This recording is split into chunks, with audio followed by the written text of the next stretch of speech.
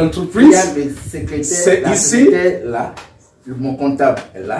Ressources et humaines. Là. Puis tout. Marketing, communication. C'est pourquoi j'ai gardé le premier sac. Vraiment, les amis, vous J'ai voyez, gardé le premier sac. c'est Jusqu'à maintenant. pendant cette vidéo, vous allez voir l'imprimerie que nous allons vous présenter. Vous allez voir, voilà là où ça a commencé. Le sac, il commence ici. Ça fait rire vraiment, mais c'est du sérieux. Mais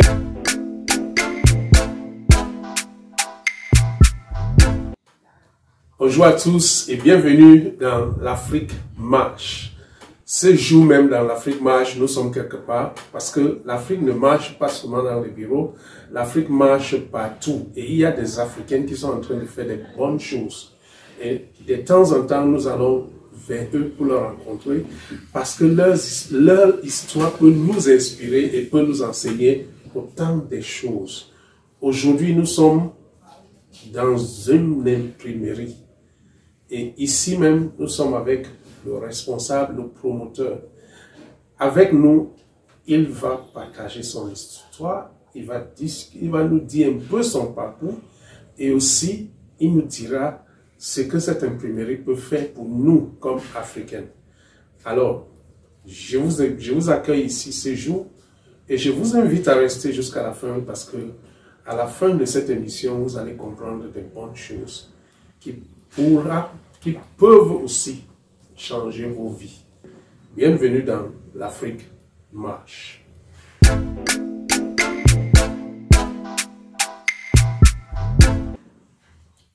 Alors, comme annoncé, j'accueille aujourd'hui M. Emmanuel. En effet, c'est lui qui m'accueille chez lui. Mais comme c'est notre émission, c'est moi qui l'accueille.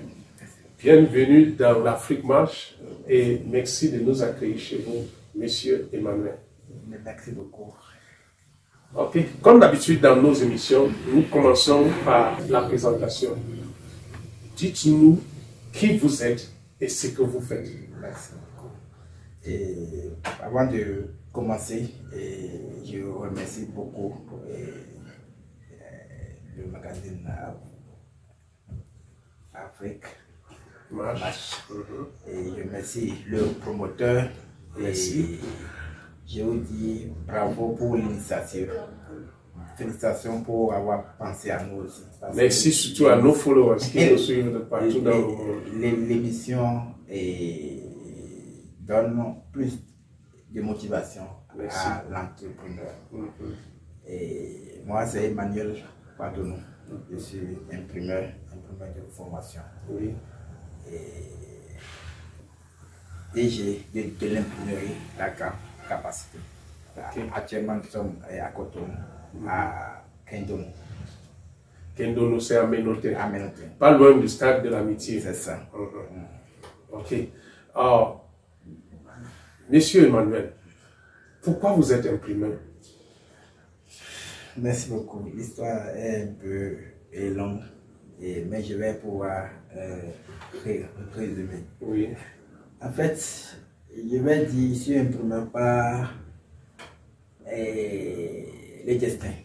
Par le destin. Parce que je crois beaucoup à l'essence de Dieu. Parce que, bon, dans l'enfance, lorsqu'on était en classe de CI, CP, on s'amusait à faire des carnets, à faire des choses, à déchirer nos cahiers que nos parents lâchaient, à faire des petits carnets.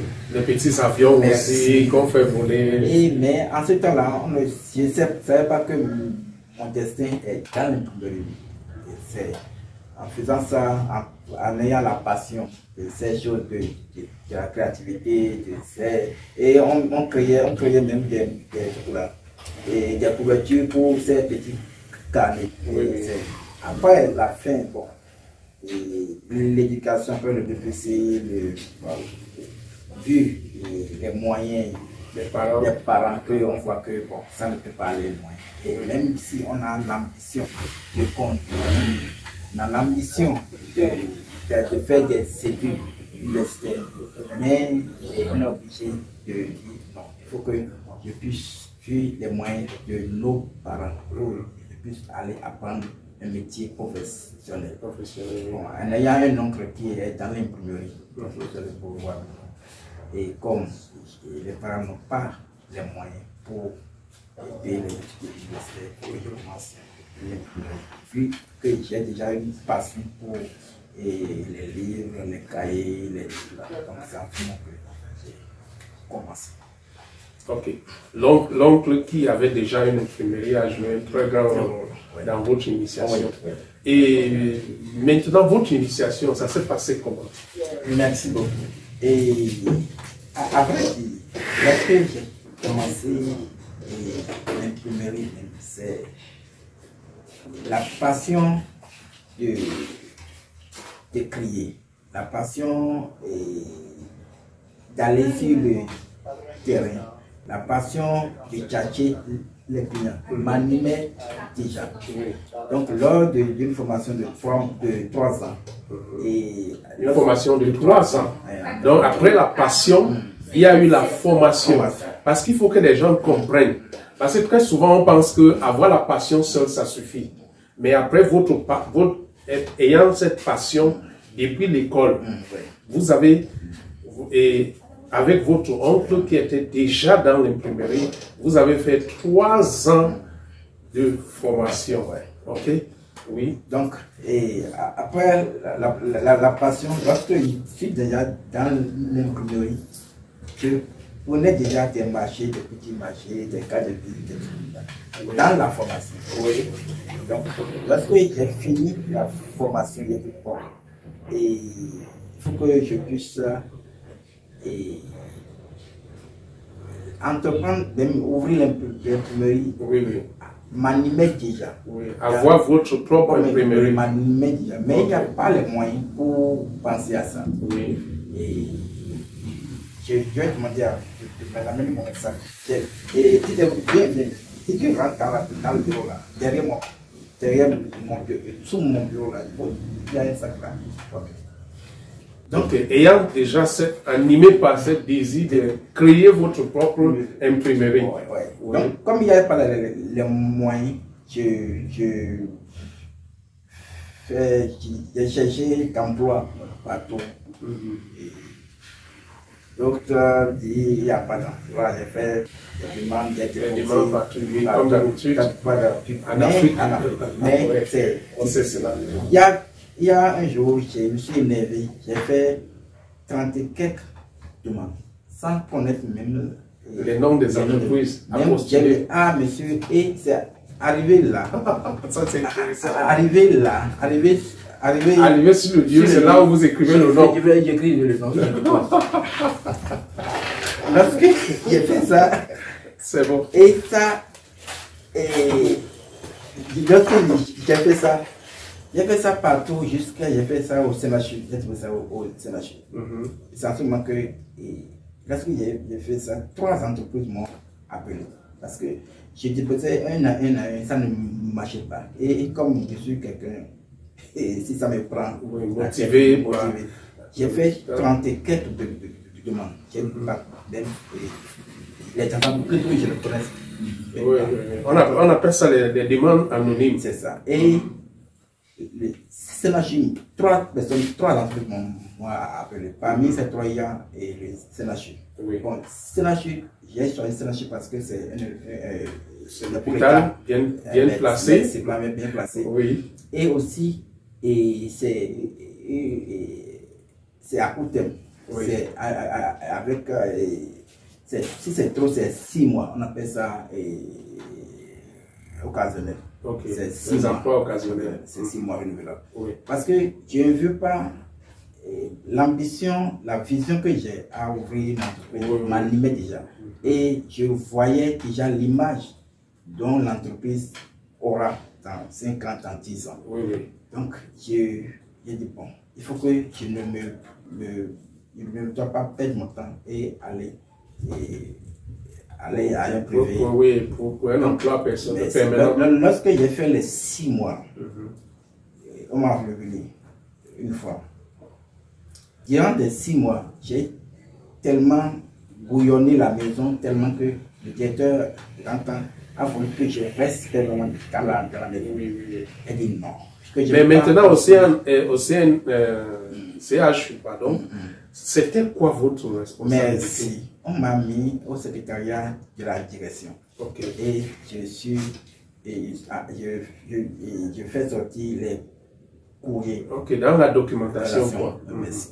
Et je partage aussi des courriers aux docteurs, aux professeurs de nature. Donc je suis en contact, je suis le porte-parole de l'administration vers le côté technique. Je comprends. Donc ça m'a aidé aussi à avoir des lignes. Et même des connexions aussi. Mais si en ce moment, même je suis sur j'ai déjà fait ma carte de visite. Et je partageais même. En tant qu'imprimeur. Donc, si je comprends bien, étant au CHU, en tant qu'employé à la documentation au secrétariat, vous n'avez pas abandonné votre vision d'avoir un jour votre propre imprimerie.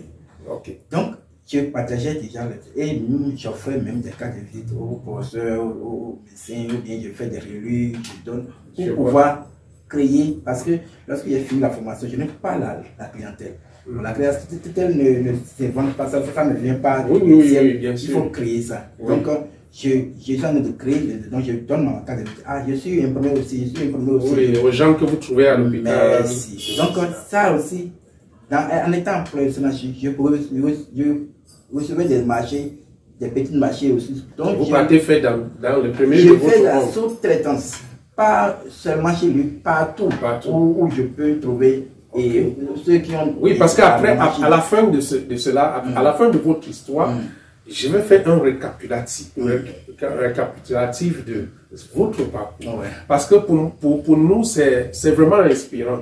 Et il faut que les gens comprennent que les bonnes choses ne viennent pas comme ça. Il y a un parcours à suivre. Donc, vous avez commencé par la passion. Après la passion, maintenant, c'était la formation. Et après la formation, vous êtes allé travailler dans une institut hospitalière de l'État. Et Dieu vous a amené dans le secrétariat. Et étant là-bas, vous avez commencé à tisser de bonnes relations visant déjà à gagner certains marchés pour votre imprimerie.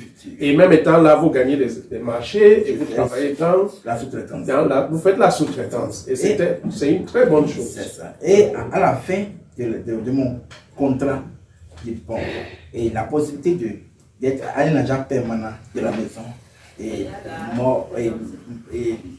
possible. Oui. Mais j'ai dit non. Et je n'ai pas la vision ça. Et est-ce que là, à ce moment précieux là, CNHU, c'est pas quand même n'importe quel autre hôpital. Oui. Ça vous a pas arrivé de dire que, mais tiens, est-ce que ma vision, si même ça vaut la peine? Non. Alors que j'ai eu l'opportunité de travailler à l'État et rester ici, mieux même je laisse cette affaire d'imprimerie. Oui. La maison de CNHU est si grande.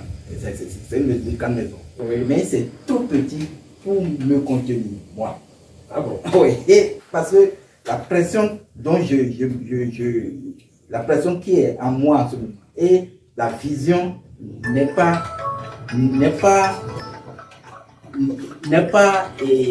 en adéquation avec ce que je voyais. Oui. Et je ne peux pas me dire, je vais sacrifier cette vision pour un emploi. Mais quand même un emploi permanent. C'est un salaire, et peut-être c'est les augmentations aussi. Oui, je sais. Mais on cherche toujours l'argent. Oui, on cherche l'argent, mais il faut impacter, il faut laisser son empreinte. C'est une passion et une volonté de laisser une empreinte et d'innover. Oui. Donc si je me sacrifiais, il faut que j'ai l'assurance pour un emploi de 30 ans. Oui. Je ne vais pas être épanoui. Parce que c'est le feu qui brille en moi en ce moment. Oui, je comprends. Et c'est ça l'entrepreneuriat. Parce que quand nous rencontrons les entrepreneurs, parfois nous ne comprenons pas leur histoire. Parce qu'on ne comprend pas comment quelqu'un qui prévoit ouvrir son propre imprimerie abandonne un emploi pour le faire. Mais ce n'est que l'entrepreneur seul qui peut comprendre cela. Mais c'est aussi un parcours très, très inspirant parce que il faut que les jeunes d'aujourd'hui arrivent à comprendre que les bonnes choses, il y a toujours un travail derrière. Ok, maintenant, vous avez laissé cet emploi pour vous lancer permanemment, même maintenant, dans l'imprimerie. Et ça s'est passé comment? Merci. Avant même ça, lorsque le contrat est fini, je suis laissé pour compte. Oui. Maintenant, c'est pourquoi j'ai gardé toujours ça. C'est mon premier entreprise. Bon, c'était ça. Mon premier